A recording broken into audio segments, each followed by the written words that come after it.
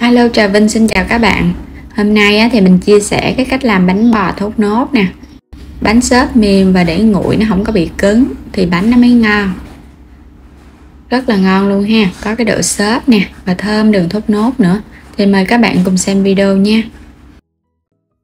Mình chuẩn bị trước phần bột, 200g bột gạo. Thì bột gạo các bạn chọn cái loại bột gạo lọc vậy cũng được, hoặc là cái bột loại mịn cũng được luôn. 100g bột mì thì mình dùng bột mì số 8, bột mì đa dụng cũng được. 1 muỗng cà phê bột nở, baking powder nếu không có thì khỏi cho.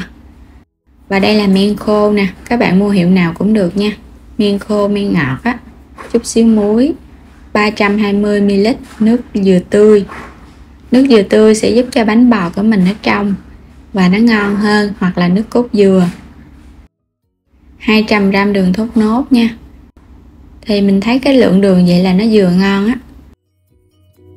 Đây là hai loại bột mình dùng nè, bột gạo và bột mì đa dụng số 8. Đường thốt nốt thì các bạn cắt ra cho nó hơi nhỏ nhỏ vậy nè, để chút nữa mình nấu cho nó nhanh tan thôi. Cắt ra xong rồi nè, cho vô trong chảo luôn.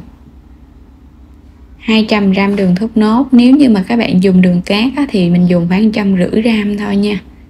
Nước dừa tươi mình cho vô luôn. Cho chút xíu muối vô để bánh bò nó đậm đà. Nấu hỗn hợp đường này cho nó tan ra.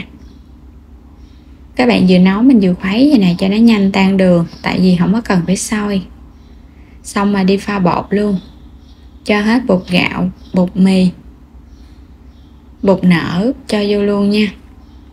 Men thì mình sẽ lường 1 muỗng cà phê, tương đương 5g. Cho chung vô, rồi trộn sơ cái cho hai loại bột nó hòa cùng với nhau. Công thức này thì mình không có dùng bột năng, cái bánh nó sẽ mềm, nó không có bị dai á. Cái nước đường thốt nốt nè, các bạn nhớ mình khuấy cho nó nguội, hãy cho vô bột, điểm thôi là men nó bị chết á. Mình sờ tay vào mình thấy nó hơi ấm ấm là được à. Nếu mà nóng quá thì các bạn phải để cho nó bay hơi nha. Rồi cho vô trong bột luôn. Mình vừa cho mình vừa khuấy vậy nè. Đối với cái bánh bò xốp thì nó dễ lắm, mình chỉ cần trộn bột cho nó đều là được. Còn bánh bò rễ tre thì các bạn phải nhồi. Mình nhồi càng lâu thì bánh nó mới có rễ tre nhiều. Bây giờ thì chỉ cần trộn đều là được à. Không cần nhồi, tại vì nếu mà nhồi là nó sẽ ra rễ tre á. Mình trộn cho nó đều xong rồi gây lại, để bảo đảm cho bột nó mịn, nó không có bị lợn cợn. Thì cái lượng nước và lượng bột này là mình thấy cái bánh nó vừa ngon. Các bạn có thể thay bằng nước cốt dừa hoặc là sữa tươi. Còn nếu không thích béo nữa thì mình dùng nước lọc cũng được nữa. Bây giờ thì sẽ khuấy cái phần bột này nha, nó còn hơi lợn cợn nè. Các bạn rây cho bột nó xuống hết luôn. Thì phần bột mình làm xong rồi nè, nó có cái dạng mịn và nó hơi sệt sệt vậy nè, đừng có lỏng quá. Đậy kín lại và ủ từ 1 cho đến 2 giờ đồng hồ, tùy theo cái thời tiết nóng hay là mát á. Bột đã đạt á, thì mình chuẩn bị cái khuôn này là 22, thoa dầu để chống dính. Xong rồi các bạn đem cái khuôn này đi hấp cho nó nóng trước. Quay trở lại thao bột nè, bây giờ nó nở lên, nó căng cái màng bột luôn, nó phì ra các bạn. Thì bột mà các bạn ủ đến khi nào mà mình thấy bột của mình nó nở lên gấp đôi á, và nó sủi bọt nhiều thì bột nó mới đạt. Bây giờ cho vào đây 1 muỗng canh dầu ăn, trộn đều lên. Bột mà khuấy nó xốp vậy nè thì cái bánh của mình hấp lên nó mới xốp và mềm nha. Nếu mà các bạn ủ mà nó không có nở, nó bị chai á, là men nó hết hoạt động. Trộn cho thật là đều lên. Hoặc là thời tiết nó mát quá, cái bột nó cũng chưa kịp nở nữa, phải để thật là nở vậy nè mình mới làm được. Cái khuôn thì mình đã hấp cho nó nóng rồi nè, nước cũng sôi. Gót bột cho vô và hấp bánh bò. Muốn cho nở tốt thì các bạn phải để lửa lớn, nước phải sôi mình mới cho bánh vô hấp. Đậy nắp thì nhớ phủ khăn ha, và mình hấp trong vòng 20 phút với lửa lớn.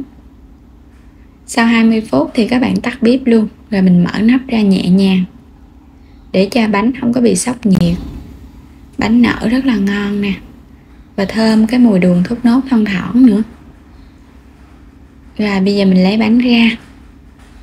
Bánh thì chờ cho nó hơi nguội bớt thì các bạn hãy lấy ra ha, cho nó tróc khỏi khuôn á. Cái bánh nó cũng đẹp, rất là nở, rất là đều luôn á. Bánh xốp thì mình thấy nó sẽ không có bị nứt ở trên mặt, còn cái bánh bò rễ tre thì trên mặt nó sẽ nứt ra. Bây giờ mình ấp ngược nó lên cho nó ra khỏi cái khuôn này. Bánh rất là nhẹ luôn, xốp và mềm tay, cầm lên nó giống như là cái bánh bông lan vậy đó. Xung quanh nó cũng nở đều nè, không có bị chai. Rồi thì mình sẽ cắt bánh ra, cắt ra những cái miếng nhỏ nhỏ nha. Bọc cây dao lại để cho nó dễ cắt hơn á các bạn. Không có bọc cây dao thì cái bánh nó không có được mịn, nhưng mà rất là xốp mềm luôn. Bọc cái màng bọc lại nè, mình cắt cho cái bánh nó trơn á, thì mình nhìn thấy cái bánh nó cũng mịn màng nữa. Cầm nó nhẹ tên luôn á, rất là ngon, có cái màu vàng của đường thốt nốt. Và mình làm bằng dừa tươi hoặc là nước cốt dừa thì nó đều ngon hết trơn. Rất là nhẹ, không có bị chai nè ha. Xung quanh cũng nở đều, ở trên và ở dưới đều xốp, nhìn rất là ngon. Đây, bẻ cái bánh ra rất là xốp luôn nè, từ trên xuống dưới đều xốp đều. Thì bây giờ mời các bạn cùng thưởng thức bánh bò nha. Bánh bò bông xốp hay là bánh bò đường thốt nốt. Bánh bò đường thốt nốt này thì mình làm theo cái kiểu An Giang Châu Đốc á. Bánh rất là mềm ngon, mà không có cần làm từ gạo xay gì hết, chỉ cần pha bột đóng gói sẵn thôi. Thì cái đường thốt nốt các bạn ăn vô nó ngọt và nó thơm nữa, không có bị quá gắt. Bánh bò thì mình nghe được cái mùi men đặc trưng nè, ăn nó giống y như là bánh bò truyền thống mà làm từ gạo xay vậy đó, hòa cùng với cái vị thơm của đường thốt nốt. Thì mình làm cùng với nước dừa tươi á, mình ăn thấy nó cũng có cái độ ngọt thanh nữa, rất là hấp dẫn. Thì đơn giản lắm, mình chúc các bạn thành công ngon miệng với món bánh bò đường thốt nốt hấp nha. Và công thức này thì các bạn có thể nướng cũng ngon nữa. Và đến đây thì mình xin kết thúc video. Cảm ơn các bạn đã theo dõi, ủng hộ kênh của mình. Vui lòng đăng ký kênh để cập nhật các video mỗi ngày. Xin chào tạm biệt và hẹn gặp lại trong những video tiếp theo.